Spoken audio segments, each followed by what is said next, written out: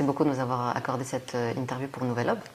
Alors, vous êtes donc responsable d'organisation qui travaille activement sur le développement économique entre la Turquie et l'Afrique, et notamment Turquie-Sénégal. Prochainement, il va y avoir un gros travail sur la question de l'agroalimentaire et de l'agriculture en Afrique. Est-ce que vous pouvez nous parler de ça? Bien sûr, merci de me recevoir à Yann Shafak français. Effectivement, on travaille depuis déjà près de 15 ans pour le développement des relations économiques, commerciales, diplomatiques entre la Turquie et l'Afrique. Il faut savoir que c'est un thème central puisque depuis notamment 1998 et 2005, la Turquie a une action très importante en Afrique pour développer les relations à tout point de vue. On a dans le domaine comme les infrastructures, comme l'énergie, comme le textile, comme les machines, nous avons atteint un niveau maintenant très intéressant. À savoir que sur par exemple, entre 2010 et 2020, pour donner un ordre d'idée, nos échanges commerciaux ont été multipliés par 300. C'est-à-dire qu'on est passé de 10 milliards à 40 milliards de dollars, ce qui est très important. Et ceci, bien sûr, ne comprend pas la partie informelle. À savoir que l'économie africaine a une très grande part d'informel. Donc c'est pourquoi maintenant, nous avons décidé, il y a quelque temps déjà, l'année dernière, de travailler plus activement sur la partie agriculture et agriculture, qui sont les deux leviers de croissance disponibles aujourd'hui avec le continent africain.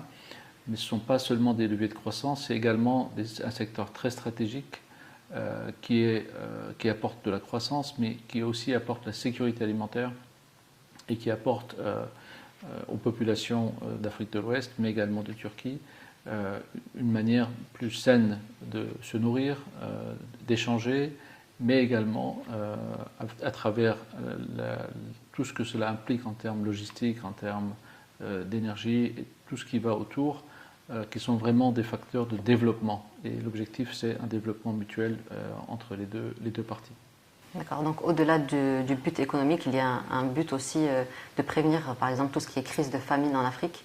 Bien sûr, parce qu'on associe souvent l'Afrique avec la famine, ce qui, bien évidemment, est très réducteur, mais ne serait-ce que pour des raisons de changement climatique, par exemple, des problèmes liés à l'énergie, notamment les coupures d'électricité, aux problèmes de logistique, aux problèmes d'instabilité politique également.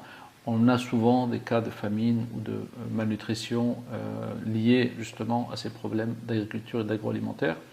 Donc, bien évidemment, quand on parle de sécurité alimentaire, l'objectif, c'est d'arriver à ce développement qui va permettre justement de dépasser cette image qu'on a, qui est assez négative. Mais d'un autre côté, il faut voir que ce secteur de l'agriculture et de l'agroalimentaire, historiquement, c'est l'Afrique qui nourrissait notamment l'Europe. On parlait du réservoir alimentaire de l'Europe pour l'Afrique de l'Ouest, notamment, et l'Afrique du Nord. Mais il faut savoir qu'aujourd'hui, le gros problème en Afrique, c'est le modèle économique.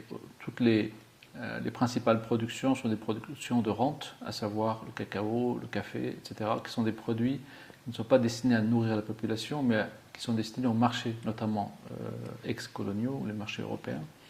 Et si vous ajoutez à ça le fait que, avec l'urbanisation, l'Afrique est le continent où l'urbanisation se développe le plus rapidement, et le fait que cette population rurale qui va dans les villes, Lagos au Nigeria, c'est plus de 20 millions d'habitants, ne va pas dans une zone industrialisée. Donc c'est un sous-emploi qui est créé. Mais d'un autre côté, ces villes immenses qui sont en train de se mettre en place, ont des besoins en agroalimentaire. Donc vous avez d'une partie la population qui va dans les villes pour trouver du travail mais qui n'en a pas. Mais cet exode rural fait que la production diminue. Donc vous avez ce problème dans les deux sens, ce qu'on appelle un exode sans industrialisation.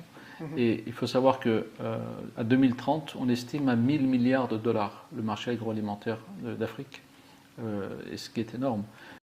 Même actuellement, l'Afrique importe près de 500 milliards, ce qui est énorme au vu du budget du continent et des ressources.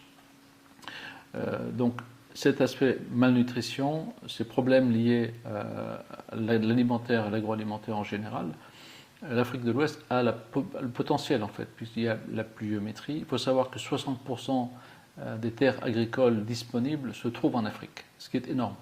C'est-à-dire que tous les autres continents sont saturés en termes d'usage. Dans le monde, 60%. 60% des terres agricoles disponibles sont en Afrique, ce qui est énorme.